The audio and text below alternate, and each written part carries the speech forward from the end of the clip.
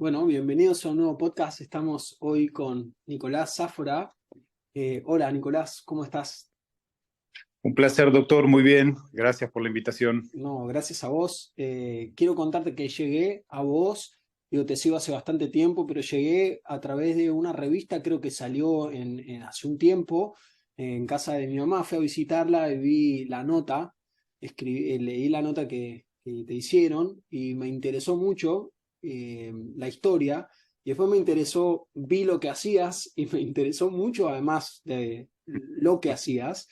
Y bueno, hace bastante tengo ganas de charlar y se me ocurrió hacerlo. Vos me compartiste una entrevista que te hicieron también, la disfruté mucho, te conté eso, aprendí, conté mucho de eso, compartí cosas en mi Instagram sobre eso. Así que te agradezco el momento y bueno, me gustaría si te querés presentar para que los que no te conocen. Bueno, Nicolás Zafora, un humano, como todo lo que eso conlleva, ¿no? Con todo lo bueno y lo malo, con historia, como todos tenemos historia, quien de una forma, quien de otra forma, quien la aprende, quien la repite o no la aprende, todos somos así que no hay mucho más que decir. Soy sastre, digamos, mi profesión es sastre, hago ropa a medida, tengo una empresa propia que atiendo a mis clientes, por supuesto, desde hace 12/13, van a ser 13 años, y, y una historia larga de vida, larga para mi edad, creo, ¿no? ¿Qué edad tenés? 46. Ok. ¿Por qué decís historia larga de vida? Una infancia particular, después una adolescencia particular, una juventud particular, y después de eso, que es cuando yo entiendo que empiezo a tomar decisiones y no a obedecer sobre decisiones que tomaron los demás sobre mi vida, una profesión particular. Bien. Me dan ganas de preguntarte, obviamente, que lo que tengas ganas, me decís sí, lo que no tenés ganas, no me contestas, pero cuando decís particular, digo, ¿hay algo que vos puedas decir de lo que quieras decir? ¿Por qué particular cada una? ¿O la infancia o algo Sí, así? poco convencional, pero arranquemos por donde quieras, poco convencional, ¿no? En la infancia, Este, ¿por qué decís poco convencional? mi familia, bueno, mis padres eran montoneros, mis abuelos eran militares. Mis padres son desaparecidos del 77, ¿no? Pero antes de eso, que fue, digamos, un gran hito familiar, claramente, pérdida de hijos para alguien, pérdida de padres para mí y para mi hermana. Antes de eso habrá habido un clima raro familiar, ¿no? ¿Te imaginás? Todos Mm, militares retirados en una época del proceso militar, en una, en un, en una etapa en la que política, digamos, el golpe de Estado era común, ujú. poner orden al despelote político era panem nostrum quotidianum, y bueno, y viene este momento histórico del proceso en ese contexto, ¿no? Familiar. Entonces, así que debe haber, bueno, primero en esa época no había nacido, y cuando mis padres desaparecen, los lleva al ejército para lo que ya sabemos que pasó a muchas familias. Ujú. Yo tenía un año, así que tampoco es que, uff, cómo me acuerdo del tema, ¿no? Mm. Eh, y antes, no sé, pero evidentemente era una familia particular, con problemas internos, como muchas otras, ¿no? También, ¿no? Pero esta se manifestaba en la coyuntura política, ¿no? En toda esa etapa de esas décadas de golpe de Estado, eh, democracia, golpe de Estado, democracia. Mm. Entonces, después que desaparecen mis padres, mis abuelos me crían. Eh, en Azul, que queda acá a 300 kilómetros, mi Sí. abuelo era talabartero del ejército, era suboficial talabartero, de caballería. Entonces él hacía las monturas, las botas de montar, todo lo que implican los cueros en la caballería.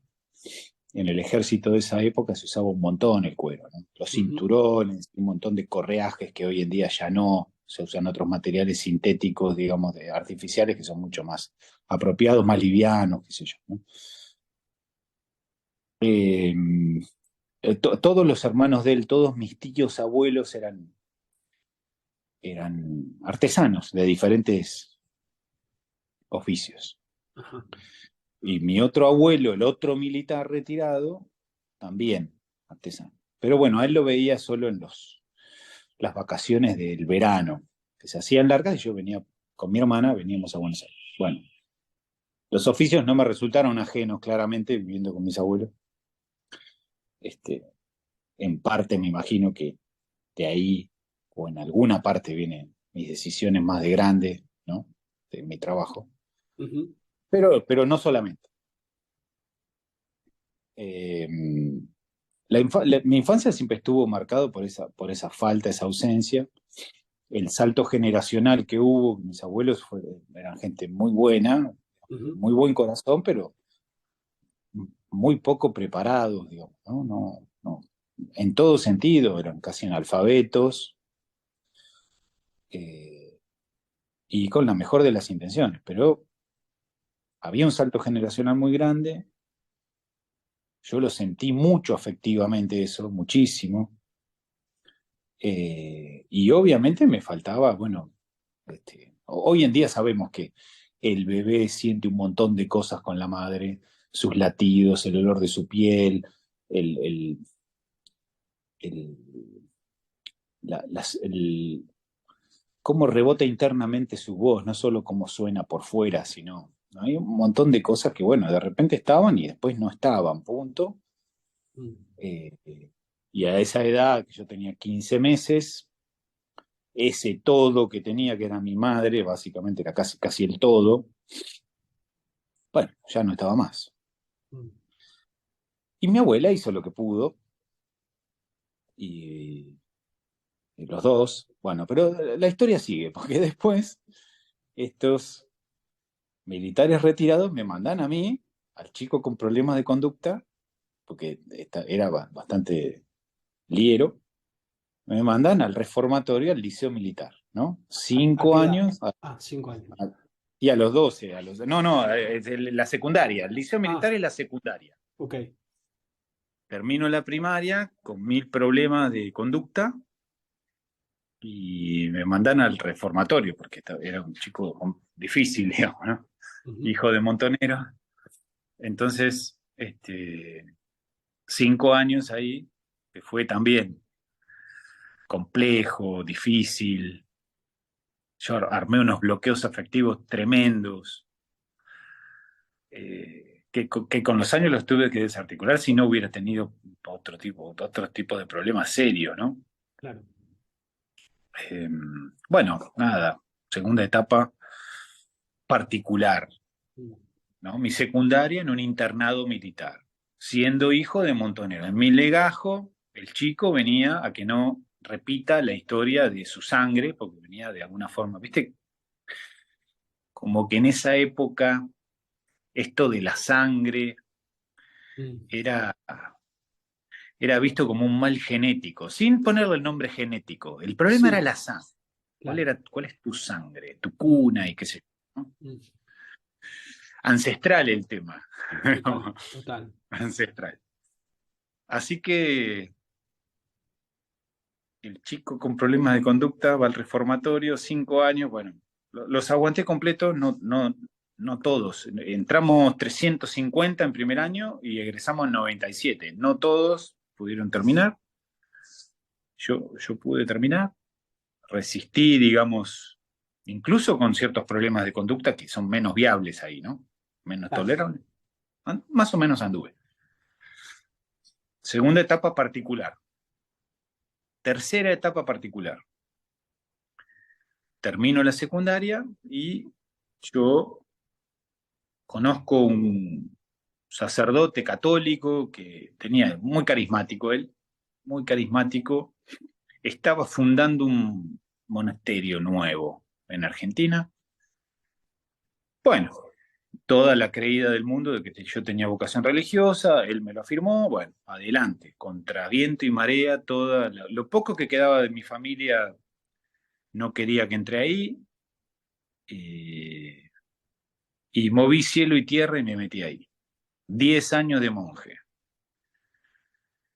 En un lugar, bueno, justo esta persona carismática era de estos perfiles que son perversos, ¿no?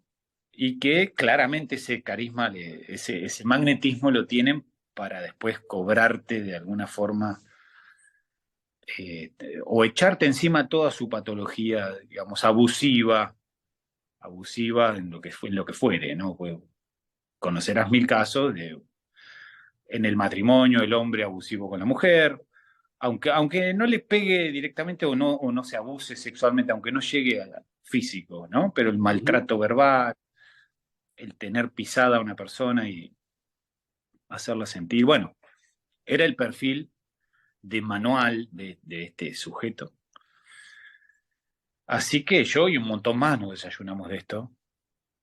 Y es la edad justa en la que, justo estos perfiles en general suelen tomar como propios un cúmulo de ideas, sea filosóficas, sea religiosas, sea políticas, sea, hasta te diría, de fútbol, si querés.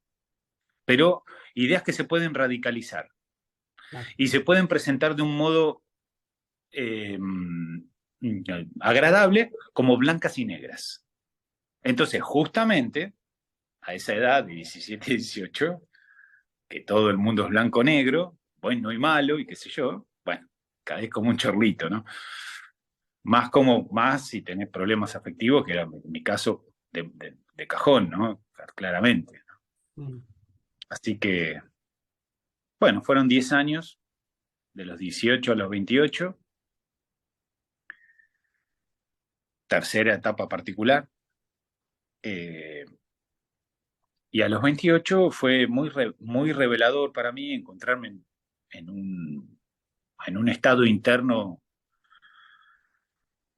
demacrado o deshecho, no encuentro la palabra justa, pero con un núcleo intacto, con un núcleo intacto que me ayudó a tomar decisiones que tenían que ser muy fuertes y muy contrarias incluso a todo mi esquema mental de ese momento, pero dejé muchas respuestas, las dejé en stand-by y dije, bueno, ya encontraré la respuesta, Ujú. no tuve que resolver todo, bueno, pude salir, era un monasterio con un funcionamiento interno muy sectario, muy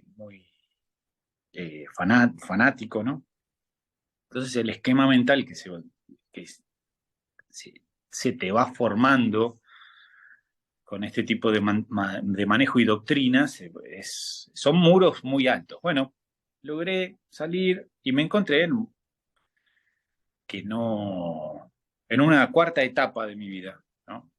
La primera fue la infancia, la segunda fue el ejército, la tercera fue el monasterio, en una cuarta etapa totalmente novedosa, en la que claramente yo me percibía en un agua, digamos, como un pez que no está en su agua. Cuando Ujú. salí, todo me resultaba ajeno, todo me parecía el capitalismo y si no ganas dinero que te morís abajo de un puente me parecía muy salvaje, Mm. porque yo había una institución en institución y esto de ganar dinero Claro. lo de- no es lo que hay que hacer ahí, hay que obedecer y nada más, ¿viste? Las cosas te llegan por otro canal, tipo comunismo, digamos, ¿no? Entiendo, sí. Bueno, y en esa tercera etapa se dan un montón de cosas y claramente un renacer, un redescubrirme, un conocerme, porque fui destrabando cosas que estaban en potencia en mí, otras fui aprendiendo claramente, pero fui descubriendo cómo era en realidad. Ujú.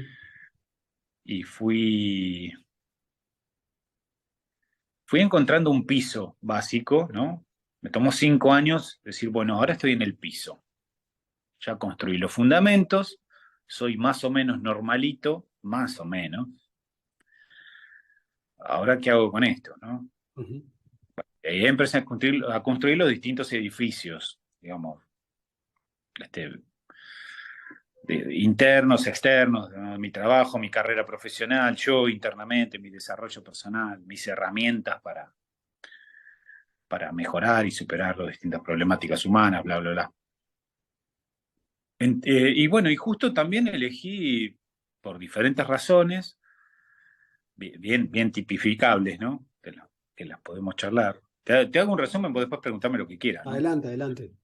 Termino el resumen ahora con la cuarta etapa. Eh, claro, encontré una profesión muy particular, anacrónica, te diría, Mm, desactualizada, ¿no?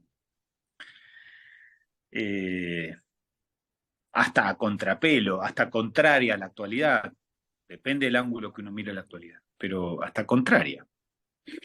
Así que ahí está la cuarta particularidad. Resumiendo un poco lo que venimos hablando. sí, te agradezco primero por contar y por la sinceridad y por la apertura para contar que es todo lo que fuiste contando, digo, no, imposible estar adentro tuyo para saber cómo lo vivenciaste, pero lo contás, y bueno, entiendo que has tenido que hacer mucha fuerza, para resistir, ¿no?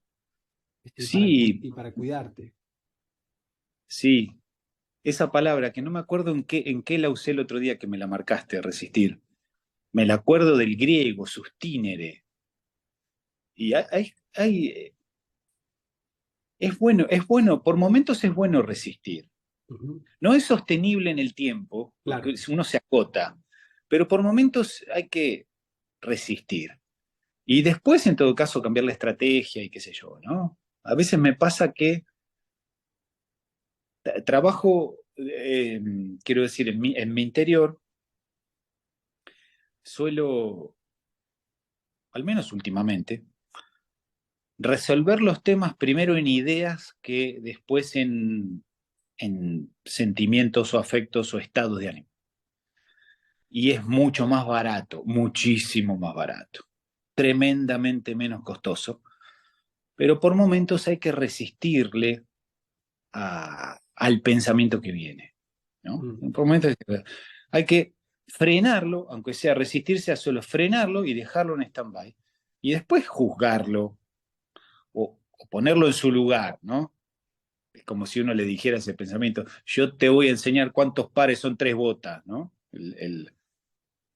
¿Quién tiene razón acá? Sí. Últimamente se me apareció la imagen de estos diálogos internos como si fueran tres. A uno lo llamo el náufrago, porque todo su ambiente es muy hostil y siempre le falta. Entonces es una persona con carestía. Obvio que no va a regalar nada, no te Ujú. va a dar un milímetro de energía, de razón, nada. El náufrago. Al otro lo llamo el héroe, porque siempre hace un año que esto ya tendrías que saberlo, porque sos un superhéroe, ¿no? Claro. A veces causan el mismo efecto, Mm. que es el no hagas. Uno porque queda muy lejos, pará, ¿por qué lo tendría que saber? Entonces soy un idiota y el otro me está diciendo, no lo hagas, no hace falta. A veces tienen el mismo efecto, pero los dos me pareció en algún momento, después me pregunté, bueno, ¿de dónde salen estos diálogos con estas dos partes de mí mismo? Y en algún momento me contesté, bueno, claramente el náufrago me está cuidando. Él, en todo el desarrollo de los homos, la verdad siempre fue muy hostil el ambiente, el clima, conseguir comida, fueron los primeros problemas siempre. Esto de que Ujú. tenemos calefacción y aire acondicionado y con un botón pedimos 1 millón de calorías, que es lo que tiene no sé, lo que llevaba a cazar una ballena, 10 barquitos, 20 tipos, 40 arpones, 2 semanas, ¿no? Apretás un botón y tenés la misma cantidad de calorías. Tremendo. Eso no sé, es muy novedoso para este animal, el Homo sapiens, es muy novedoso. Entonces, hay una parte de nosotros que nos cuida, que es como la madre naturaleza, que está como anacrónica, se quedó en el tiempo, no distingue que hay un montón de cosas que ya son muy fáciles de lograr. Y siempre está, ¿para qué? No, no lo hagas, ahorrá, porque como si te dijera, la vida ya es difícil, ¿para qué carajo te desafías? ¿No? Ujú. Y el otro, hay como en todo humano, el héroe, digamos, al que yo le puse todo esto Sí, es tu creatividad. es para mí, es lo que me sucede a mí, le puse nombres porque me resultó mejor comprenderme, ¿no? Ujú. No es que, no es que esté, no es que es algo que charle habitualmente. Pero no sé si alguna vez lo conté, digo, estamos en intimidad, digamos, ¿no?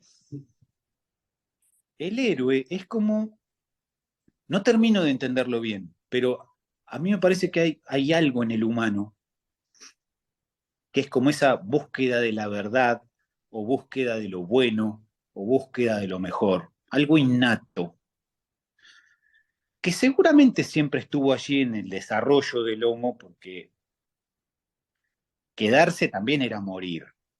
Claro. No cambiar a tiempo de lugar, y no, ¿para qué? También era morir, pues se te agotaron los alimentos en tu zona. Había 3 árboles con manzanas, te los comiste todos. Hasta dentro de 6 meses no hay más manzanas. Hace un año que ya no hay bueyes o, no sé, bueno, no quiero hacer una historia, viste, como si fuera una No, novela, pero... está súper claro cómo lo Y explicás. era, era o crezco y decido o me muero. Ujú. Entonces, hoy no tengo que hacerle caso al que yo llamo náufrago, ¿no? Poniéndome en ese hombre de hace 150.000 o 300.000 años, que es lo que tenemos los Homo sapiens, ¿no? Sí. Eh, Era morir. Entonces, es como que la naturaleza nos dio estas dos voces, una para superarnos, que es natural en el humano, y otros para ahorrar, que también fue siempre natural. Entonces, claro, el tercero soy yo, y es mi yo consciente, el que te está mirando ahora a la pantalla, el que está hablando con un discurso ordenado. Este yo consciente es el que decide sobre lo que me cuentan estos otros dos, que me ayudan de alguna forma o tienen buenas intenciones, y también tienen el lado oscuro que tiene todo humano, que es dañino y que, querramos o no, a veces se nos escapa hacerle daño a alguien, ¿no? Sí.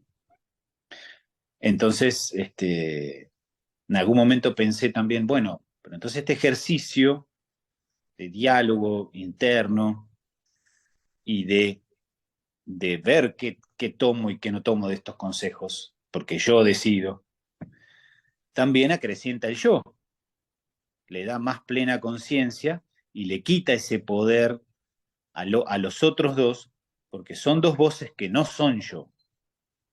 Digo, esto de no podés y qué sé yo, no soy yo. Ujú. Son estas dos voces ancestrales que de alguna forma quieren hacer bien y a veces son dañinas y a veces me maltratan, a veces nos maltratan. Ujú. Entonces, volviendo al sustiner, al resistir, me ha pasado más de una vez de, ante un pensamiento que viene, y uno tiene que hacer el ejercicio de la metacognición, de salir, ¿no? Y verse, y qué sé yo.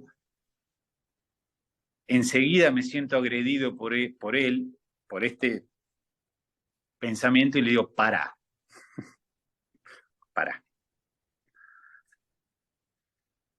resistir. Esto, claro, esto que decías que a mí yo te había dicho en el mensaje, resistir el embate, así lo habías dicho, ¿no? En la Claro, entrevista. sí, resistir Exacto. la agresión o la estampida, ¿no? Que viene el animal y te quieren llevar puesto. Entonces hay que Eh, resistir. Después verás qué haces con el animal, si lo dominás, si lo matás, si no lo matás, si lo domesticás, porque es un caballo que te sirve, no sé. Pero primero hay que resistirlo. Digo, trato de pensar todo lo que estás contando. Primero me da la impresión de que además de Sastre, Eh, no sé si escribís, pero serías un buen escritor si es que ya no lo haces, No, por cómo lo no, no. contás. Cómo contás las cosas, cómo las organizás, pero no solo por el orden, sino por la metáfora y por la metacognición, ¿no? A mí, en este mismo momento que estamos charlando, me resulta interesante ahora mismo, ¿no? Estar escuchando, que es un poco lo que me pasó cuando escuchaba en diferido la otra entrevista, que por ahí estaba un poco más, el interés estaba más puesto bueno, tu labor, ¿no? Pero, Sí, bueno, en general sí, un montón de entrevistas pasan por ahí, pasan por mi trabajo.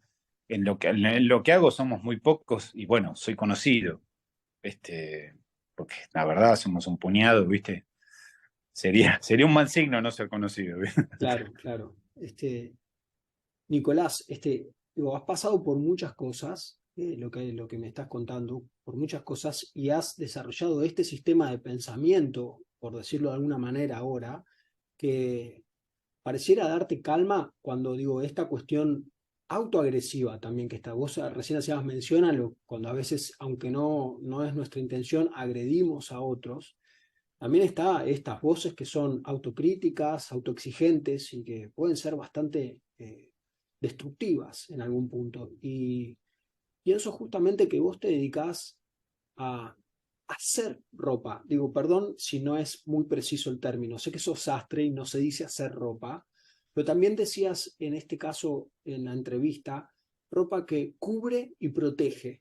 Eso me resultó muy interesante. Me gustaría digo, a partir de esto cuentes un poco más qué es para vos ser sastre y sobre específicamente, si querés, sobre tu negocio, tu empresa. A ver, el origen de la decisión Ujú, eh, fue bastante pragmática, pero con el tiempo fui descubriendo que distintas inclinaciones interiores mías hacia también me ayudaron o me guiaron hacia. No como si fuera, con esto no quiero decir como si fuera la sastrería mi media naranja, estoy seguro que puedo haber hecho muchas otras cosas diferentes con las cuales hubiera calzado perfectamente, pero no todo, sino ciertas cosas. Entonces es innegable que cierta inclinación hacia, y a mí me parece que esta inclinación es que tengo un nivel alto de empatía. ujú, Puedo empatizar muchísimo. Bueno, en parte lo puedo manejar, más o menos, o tengo cierto dominio. eh, la entiendo más de lo que la manejo, a mi empatía, ¿no? ujú. Con los demás. Y esta empatía me llevó a ser como a ser útil y a servir. Y en esto que sirvo es en esto de cubrir y proteger. Cubrir ante las inclemencias del clima, frío, calor, y proteger tal vez de lo mismo, pero además de los que lo ven a este que cubro y protejo. Porque en general hay mucho en el humano desarrollado ancestralmente, estudiado incluso, los efectos del chisme en los homos, en los primeros homos, etcétera, fueron forjadores. El chisme forjó las sociedades, forjó lo social, ¿no? De lo gregario del humano. Entonces Ujú, tiene esa parte buena y tiene esa parte fea, mm, ¿no? De mirar y criticar. Entonces me gusta y estoy centrado en ser útil para vestir, cubrir y proteger y mejorar su imagen todo lo que pueda. Entonces en mi oficio no solo aprendí mi oficio, que es cortar, coser y entender el cuerpo, la antropometría, lo mejor posible, porque esas telas hay que moldearlas sobre esa antropometría con nombre y apellido, subjetiva. No solo eso, sino que fui desarrollando sin entenderlo como te lo estoy contando ahora, ¿no?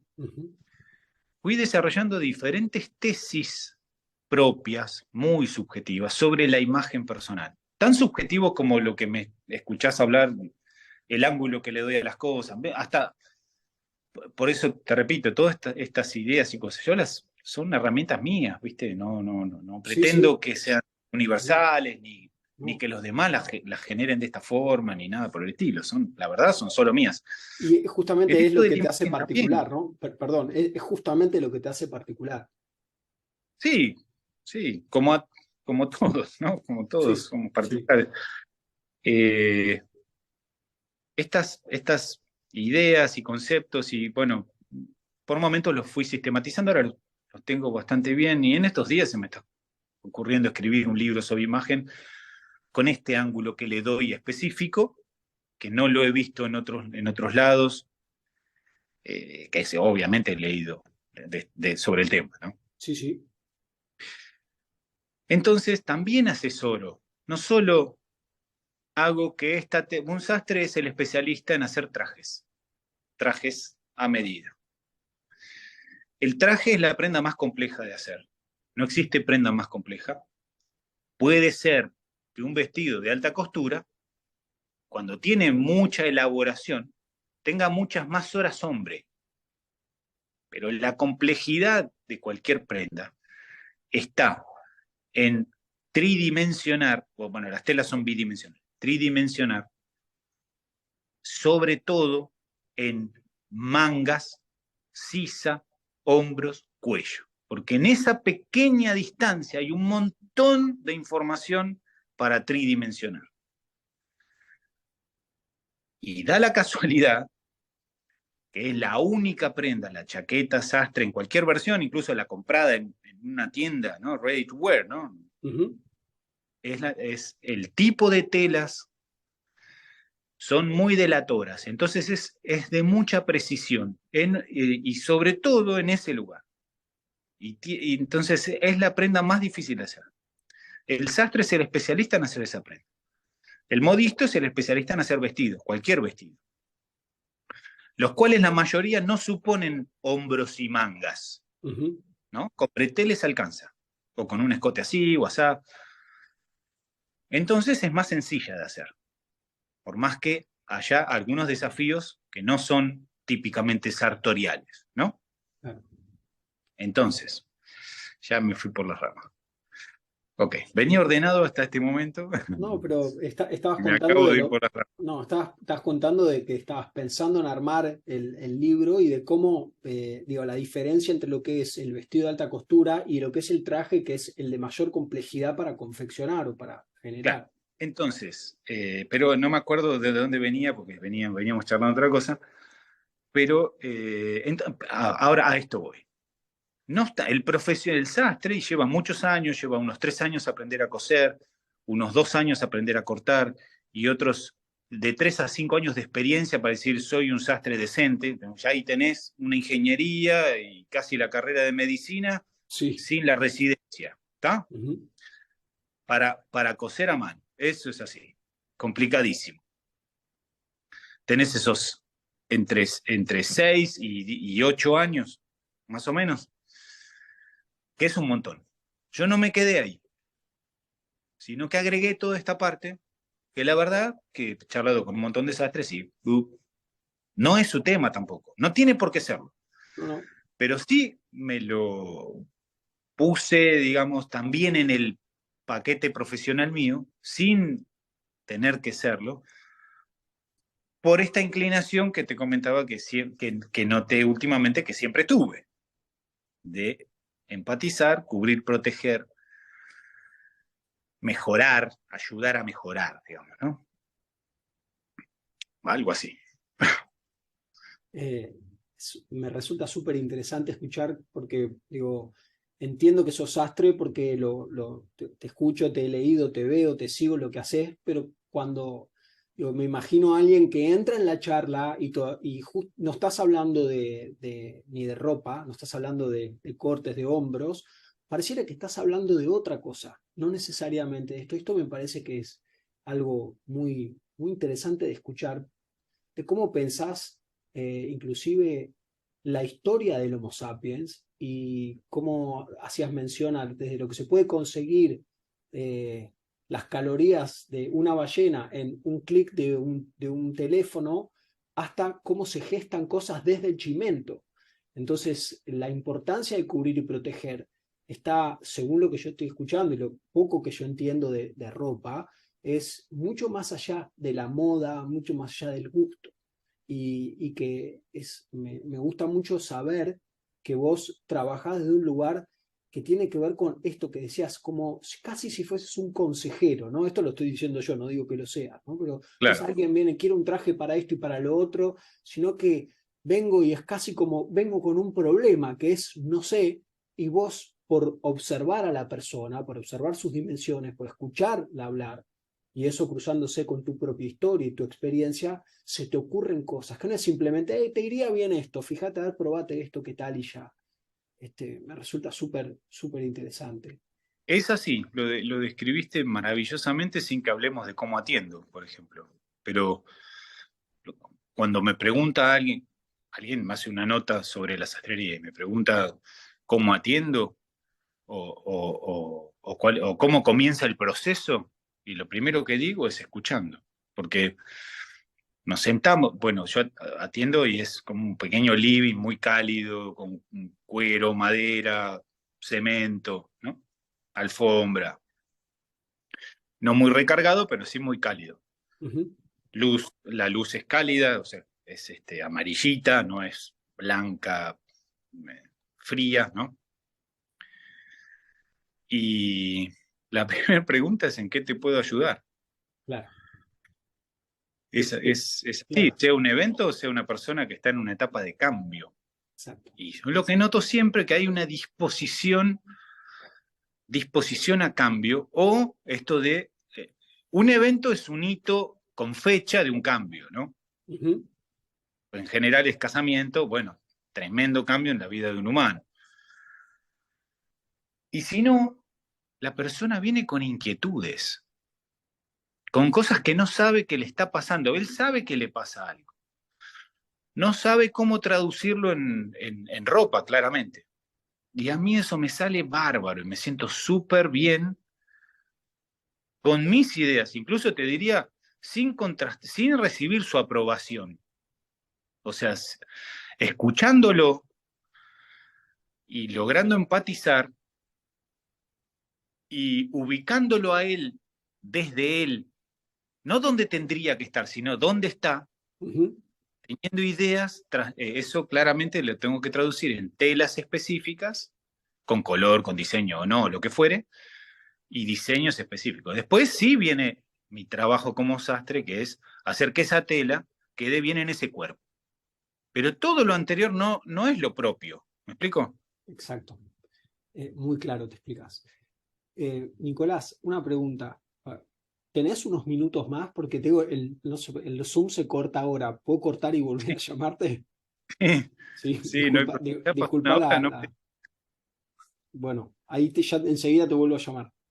O te Y mando, esa llamada me va a aparecer para tomarla. o te mando el otro link. Es exactamente Ah, como hicimos para este. en el Instagram. Ok. Dale.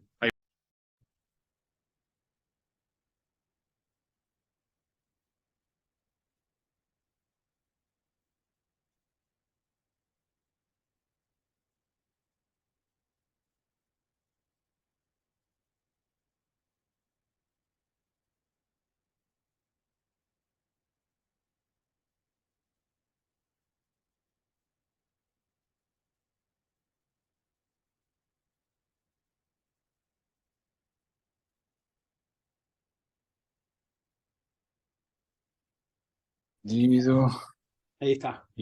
la cámara. Bueno, Poner las luces. gracias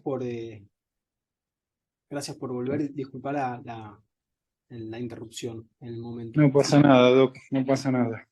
Eh, entonces, ¿En lo qué que estábamos? me estabas contando de lo que es esto, ¿no? Cómo empezás vos en un momento, cuando alguien llega a tu espacio, ¿en qué te puede ayudar? Que uno pareciera pensarlo de afuera ahí, no sé, algo obvio, ¿no? Necesito ropa o necesito un traje, pero esto que la pregunta va mucho más allá de eso. Este, bueno, Sí, tomando, porque en general siento que necesitan que yo resuelva un tema.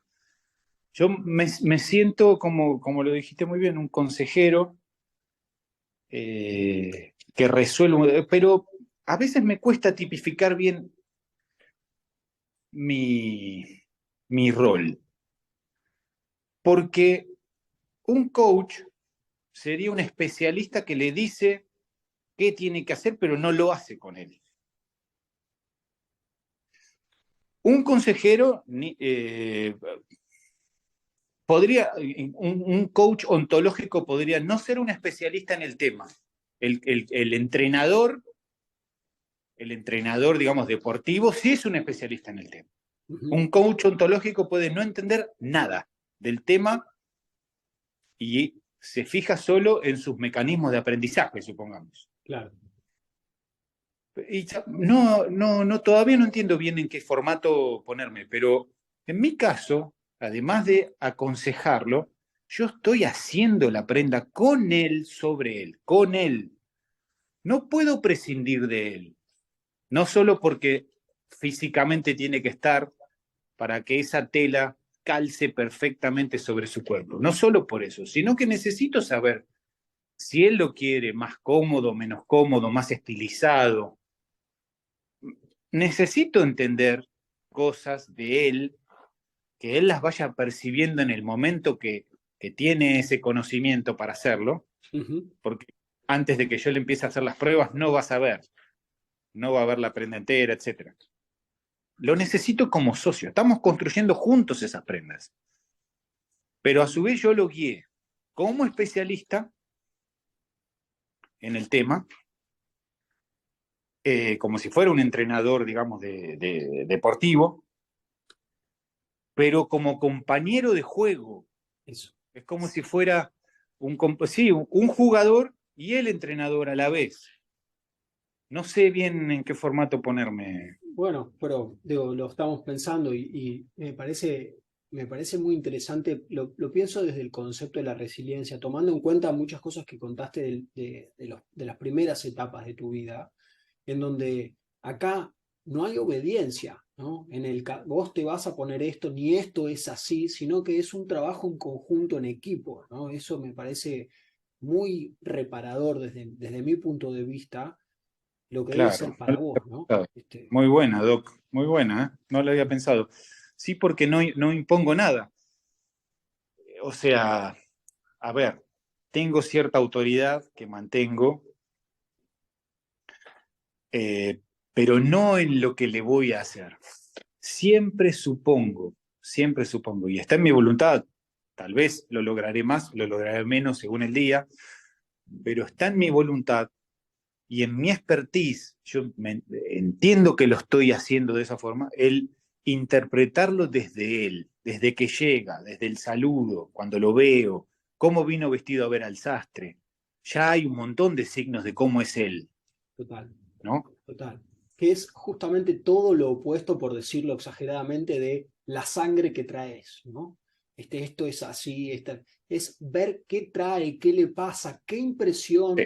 qué suposición te genera, y después está el diálogo, ¿no? Para no dar por sentado lo que vos pensás. Esto me parece Claramente, sí, claramente. eh, Se me tremendo. presenta, ¿sabes qué? No tal pie, no tan interesante como lo demás, pero se me presenta a veces un problema, que es que los sastres somos como una masonería Ujú. en el mundo, sin reuniones, sin ritos, al menos no en conjunto entre Claro, nosotros, claro, ¿no? claro. Pero tenemos unas leyes fijas. Una de ellas es la discreción absoluta. Y la discreción, la mejor discreción, es la que desconoce, ¿no? Entonces yo no pregunto un montón de cosas sobre ellos. Mm, No se me ocurren, ni siquiera las preguntas ya, el ejercicio está, no se me ocurre preguntarle. Entonces a veces me parece que he generado una suerte de lectura de su energía y de su, obviamente, de su gestualidad y, ¿no?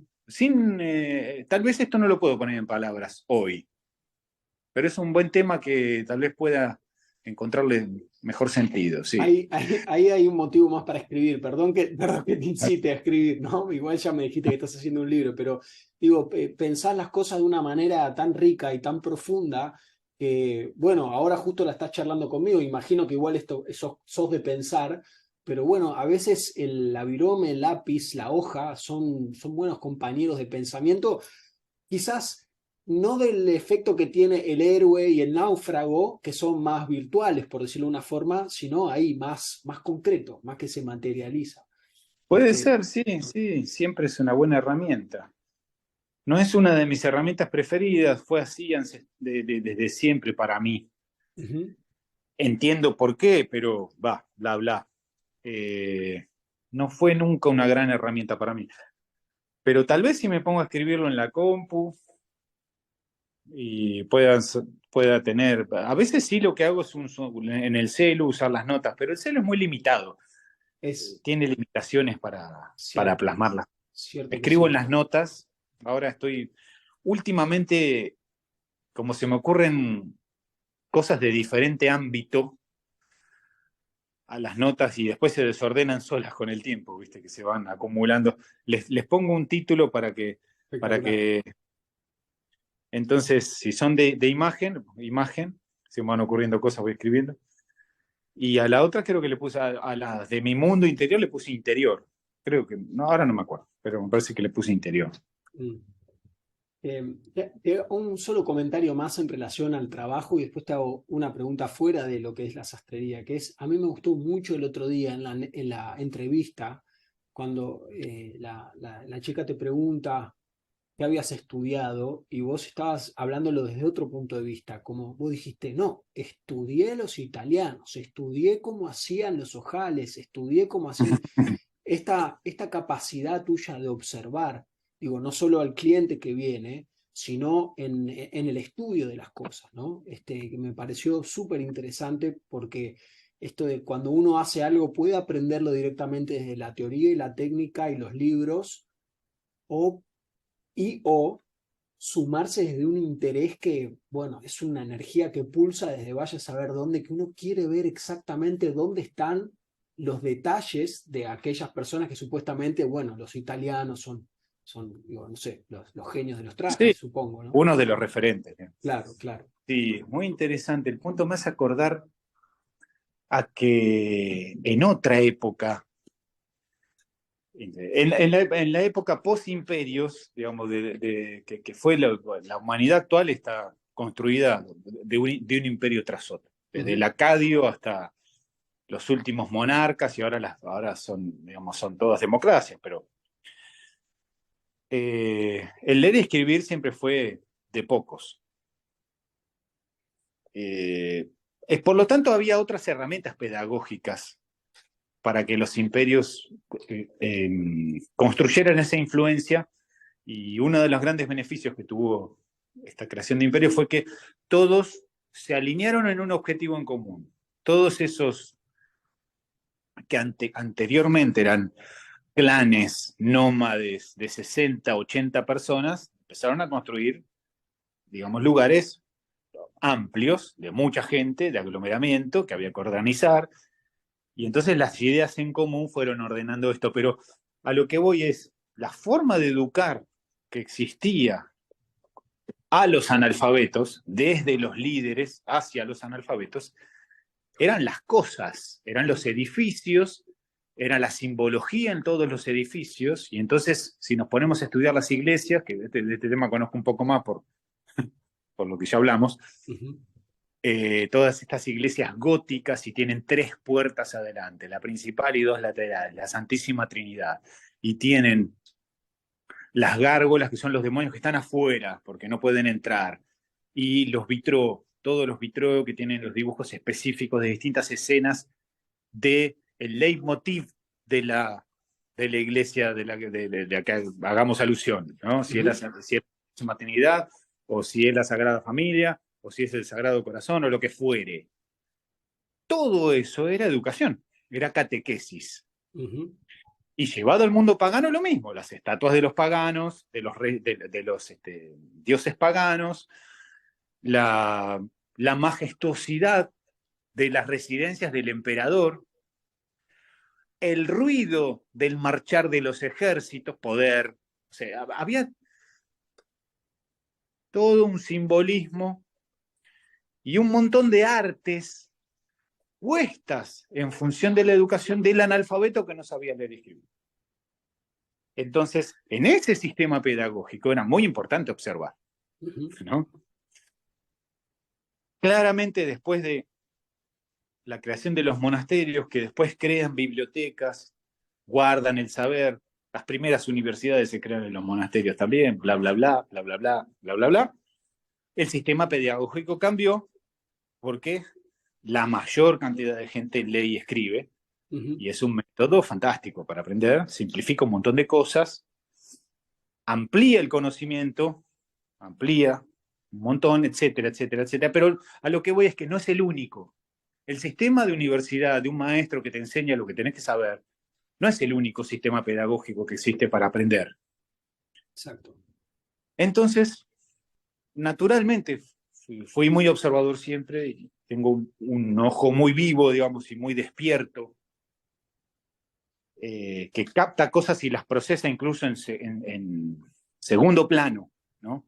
Y quedan ahí mientras estoy haciendo otra cosa. Y después puedo recordarlas y sacarlas a la luz y no que queden... y así lo hice, lo utilicé y me funcionó, digamos, me vino bien. Nunca había hecho esto de esta forma. Fue todo un aprendizaje y un descubrimiento, ¿no? Es un placer escucharte cómo pensás y además se nota todo lo que sabes de historia, más allá de tus experiencias, se nota que has leído, que te interesa, ¿no? Yendo a otro, perdón que cambie momentáneamente de tema, mientras caminás, justo vi que tenés ciertos elementos para hacer gimnasia. No sé si Tengo el gimnasio acá, sí. eso, haces que hace esto. A la pucha, tenés un buen gimnasio. Sí, hago peso 3 veces por semana y hago jiu-jitsu 2 veces por semana. Y Mirá. después el fin de semana salgo a caminar o no mucho más. Me molesta un poco salir a correr y eso. Bueno, ya es Me bastante, molesta. ¿no? ¿El jiu-jitsu hace cuánto haces?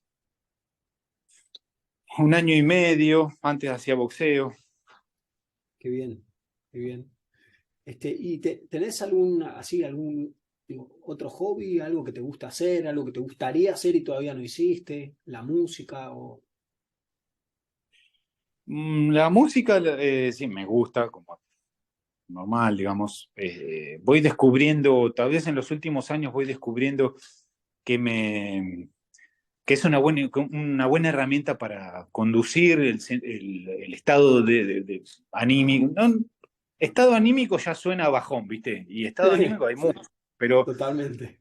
sí, porque uno puede estar más ansioso, más melancólico, más bajo o sin energía, pero son diferentes. Pero sí, la música me ayuda, estoy conociéndola mejor para llevarla de un lado a otro, pero tengo alguna dificultad que no distingo cuál es para recordar los nombres, quién lo hizo, cuándo, no sé qué, y todo eso, ¿viste? Entonces me queda solo auditivamente muy bien el tema, la melodía, las letras no, las melodías perfectamente.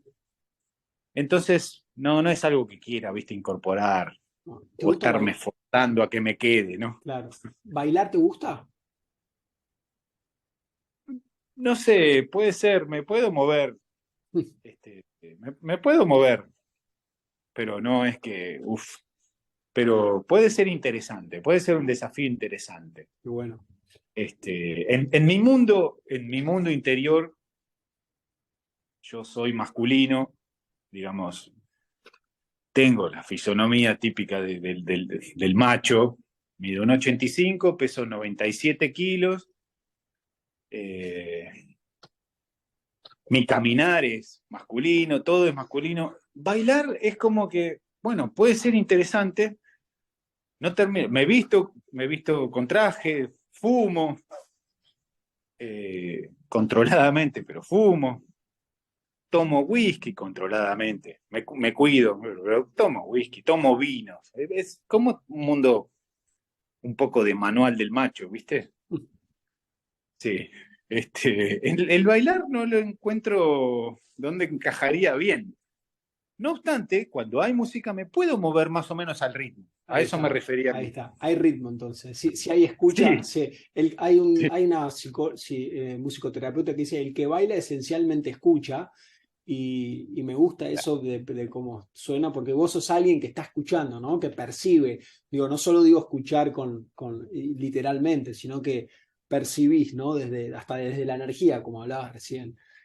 Mm. Y pensaba también, además, bueno, esto entiendo que también es un trabajo, pero te he visto en facetas de modelo también, porque también te contratan de distintos, no sé si, digo, contratan, es en mi imaginación, no sé si es así, pero te he visto con fotos, digo, desde habanos, en distintos clubes, o con autos, o con vinos, posando, y ahí hay hay una faceta interesante también, Sí, tengo más contradicciones me imagino. que ideas claras ahí, porque todo comenzó, ¿no? Si hacemos diván, ¿no? Todo comenzó con que no podía hacer ropa para otro y sacarle fotos al otro, porque Ujú, era muy costoso.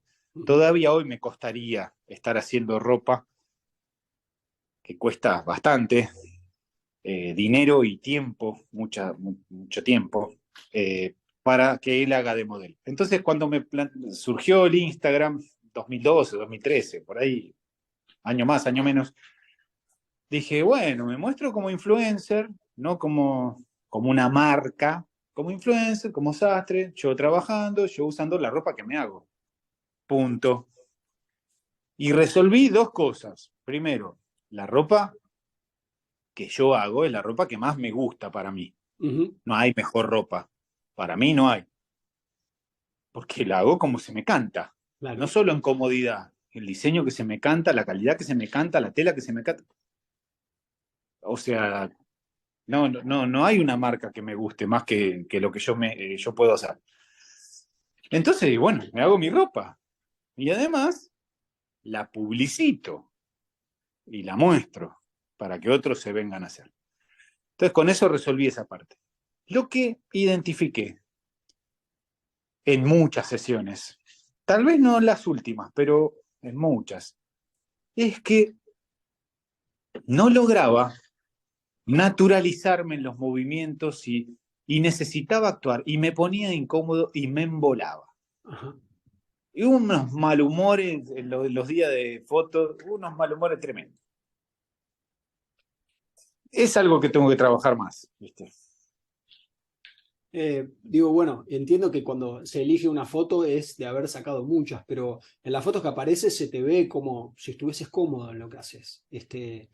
Y quién te dice en algún momento te llaman para actuar también, ¿no? He actuado bien entonces. Bueno, ahí está, ahí está. Pero sí, tiene eso, ¿no? Nicolás, te agradezco mucho la charla, el momento, la apertura especialmente, obviamente, esto es una conversación más bien, ahora es privada, pero bueno, yo digo, tengo la intención de compartirlo si vos estás de acuerdo. Sí, Este, claro.